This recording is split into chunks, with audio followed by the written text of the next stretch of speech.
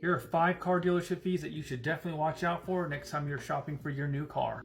And if you're new to my channel, hi, my name is Matthew Long, and on this channel all we talk about is making money, saving money, and how to better invest. Look, I totally understand we all get really excited when we're out shopping for our new cars, but that does not give us an excuse to not pay attention to the critical details when signing on the purchase or the lease of our next vehicle for our families.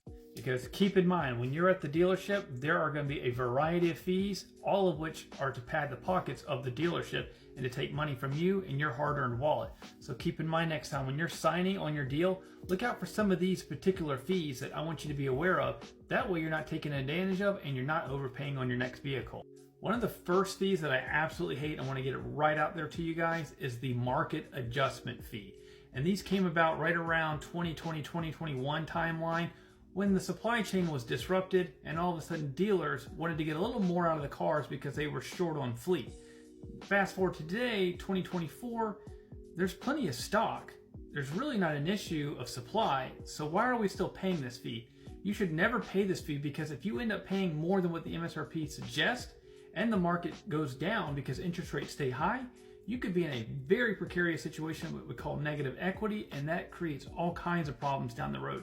If you see any type of market adjustment or dealer recommended price, stay far away from that and never pay that fee. So check it out. Fee number 2 is rampant in the industry. There's no way of getting around it. You really can't avoid it, but it's called the document or admin prep fee. And if you're paying upwards of 1% I've seen on the vehicle's cost, that is insane. Most of these doc prep fees should be a flat fee, because all it is the paperwork that the dealership is doing on your behalf to get this car sold. So if you're paying any more than $300, $400, $500, depending on what state you live in, you are getting ripped off, and you should definitely negotiate that doc prep fee down. Fee number 3 is twofold.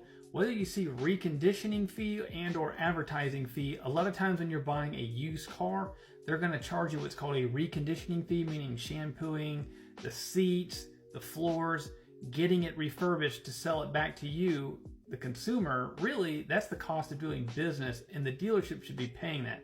And if they don't charge you this reconditioning fee, a lot of times they'll roll it into their advertising fee. Either way, you should not be paying their advertising or the cost of their labor to get the cars prepped and on the floor to sell to you, the consumer.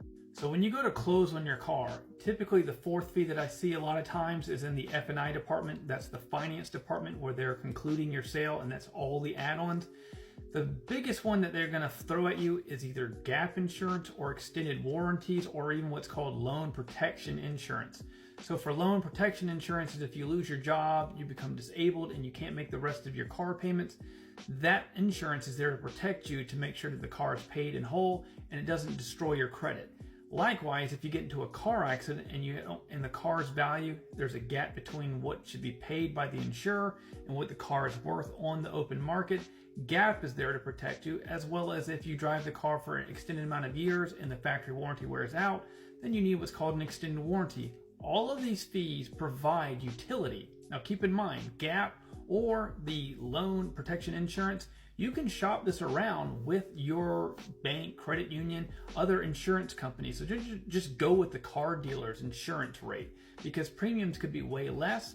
And don't just go with the car dealer's extended warranty. Honestly, the only extended warranty that I would ever recommend anyone is it needs to be the factory warranty, especially when you're buying high-end vehicles like Land Rover, Mercedes, etc. Because any other extended warranty out there, there are risks, because sometimes they don't want to cover absolutely everything. With the factory bumper-to-bumper extended warranty, they cover everything, and the cost of some of those high-end vehicles is enormous. So whenever you see those 3 fees, make sure you shop around, and if it's the extended warranty that you really want to buy, make sure it is a factory bumper to bumper, okay? One of the last fees that I really don't like is called appearance and protection, or it could be interior protection. Again, typically you're going to see this if you're leasing a vehicle.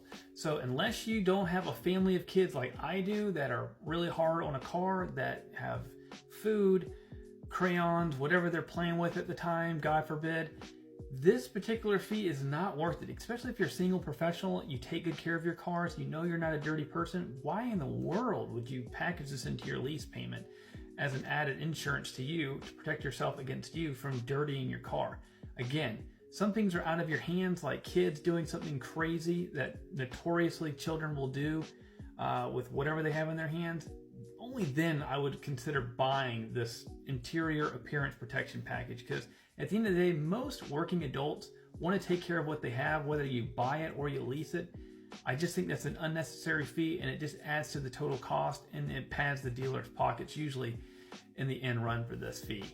So in closing, those are 5 car dealership fees that you should definitely look out for next time you're buying or leasing your next car. And as always, make sure when you're looking at your invoice, your contract, whether you're buying or leasing, look at all of the details all the way down. That way there's no added or unnecessary or tricks of the trade that you're paying to pad the dealer's pockets. Because at the end of the day, it's about saving money, making a smart decision, and a smart investment in your long-term transportation needs. And you never want to fall victim to overpaying, which puts you in a precarious situation down the road, which typically we all know as negative equity. That is the number one thing. I don't want anything to happen to you guys. So be careful.